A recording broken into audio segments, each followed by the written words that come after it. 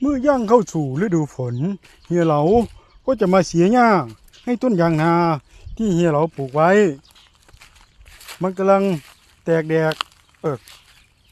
แตกออกดอกผลิใบขึ้นมามันสวยงามมากเพื่อนๆตัวนี้ก็คือที่เฮียเหลาทำน้ำหยดที่ทำเป็นสตอรี่ไว้ให้เพื่อนๆดูยังไงเฮียเหลาปลูกเมื่อวันที่3 มิถุนาปีที่แล้ววันเฉลิมพระชนม์วันเกิดพระราชินีนั่นเองนี่เราก็ปลูกไว้นี่ก็เมื่อถึงวันเกิดพระราชินี3 มิถุนาก็จะครบ1 ปีเพื่อนๆตัวนี้คือเราปลูกต้นไม้คนเปลี่ยนโลกมันกำลัง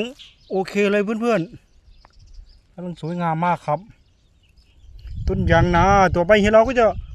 พาเพื่อนๆมาเก็บเห็ดละโงกที่ตรงนี้คนเปลี่ยนโลกเพิ่มออกซิเจนให้โลกคืนความร่มเย็นให้กับโลก